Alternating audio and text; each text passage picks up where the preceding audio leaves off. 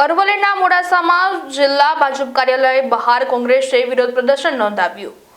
National Herald કેસમાં સોનિયા ગાંધી અને રાહુલ ગાંધીને કોર્ટ તરફથી ક્લીન ચીટ મળતા ભાજપ કાર્યાલયના ઘેરાવનો કાર્યક્રમ કોંગ્રેસ દ્વારા અપાયો હતો।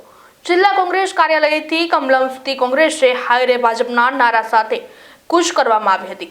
સરકાર રાજકીય બદલો લેતી હોય એવો કોંગ્રેસનો આક્ષેપ છે। કોંગ્રેસના વિરોધ પ્રદર્શનની જાણકારી મળતા પીઆઈ સહિતનો પોલીસ કાફલો કમલમ ખાતે પહોંચ્યો હતો।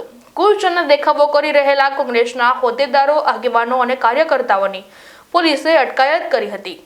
નેશનલ હેરાલ્ડ કેસ મુદ્દે આજે અરવલ્લી જિલ્લા કોંગ્રેસ સમિતિ દ્વારા અરવલ્લી ભાજપ કાર્યાલયના ઘેરાવાનો કાર્યક્રમ રાખવામાં આવ્યો હતો।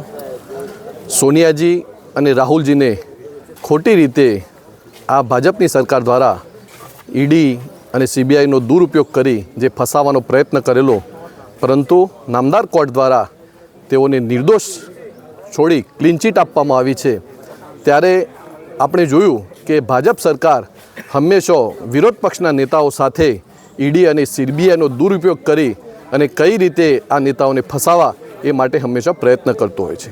પરંતુ લોકો પણ જાણી ગયા છે કે આ ભાજપની સરકાર હંમેશા સીબીઆઈ અને ઈડીનો દુરુપયોગ કરી અને નેતાઓને જે ફસાવાનું કામ કરી રહી છે, વિરોધ પક્ષના નેતાઓને જે ફસાવાનું કામ કરી રહી છે, એમાં નામદાર કોર્ટો પણ હંમેશા સત્યમેવ જયતેના નારાને ચરિતાર્થ કરતા હોય છે અને જે નિર્દોષ છૂટ્યા એ બદલ અમે આજે દેખાવો કર્યા।